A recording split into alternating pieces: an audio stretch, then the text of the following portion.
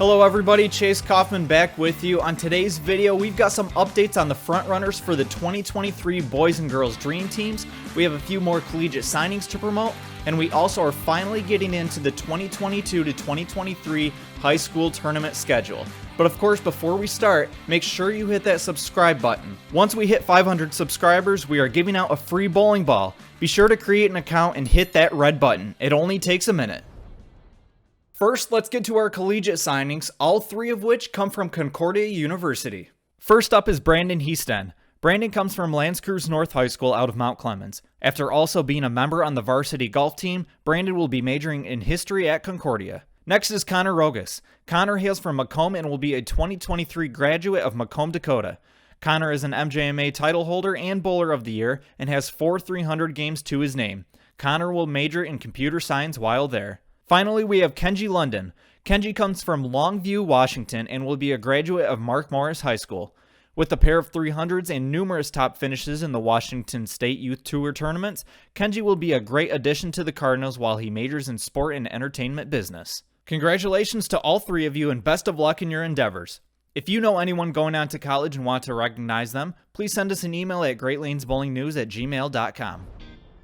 Great Lanes Bowling News has gotten the opportunity to interview Mr. Bowling and Miss Bowling as well as some Dream Team members over the past couple of years.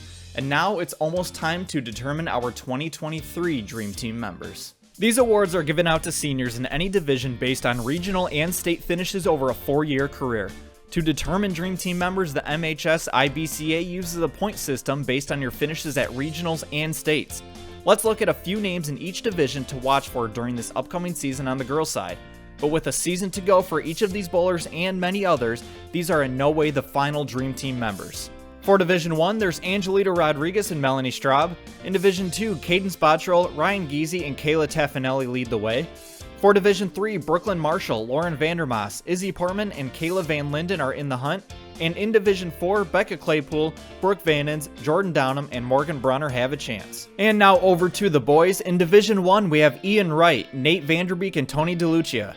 In Division 2, Kyle Pranger, Howard Hammond Jr., Cameron George, and Zach Sisk lead the way. In Division 3, Cole Swanberg and Matthew Redman are on top. And in Division 4 sit Jackson Kremer and Brady Hoogerhide.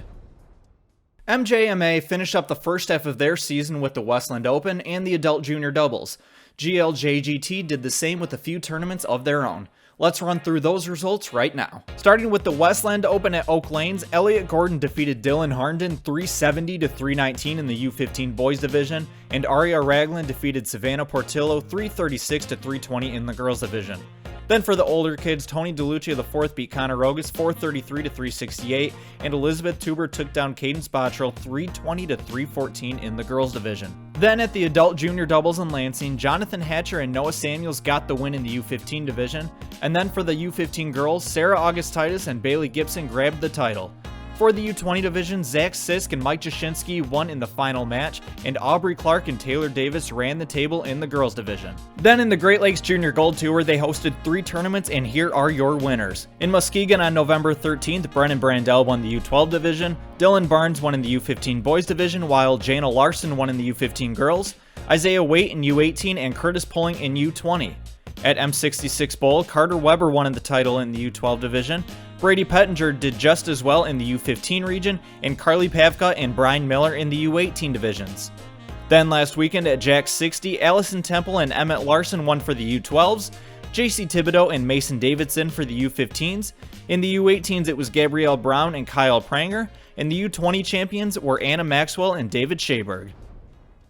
Now both MJMA and GLJGT have taken the winter break off for the high school season, so we'll be moving our focus here at GLBN to the high school season schedule. So let's take a look at some tournaments for you or your team to bowl in. On December 10th, the 2022 Cougar Classic Invitational will take place at Imperial Lanes. On December 11th, Sturgis High School will host the Trojan Baker Bash at Bronson Strike Zone. And on the same day, Bay City Baker's Dozen will transpire at Monitor Lanes.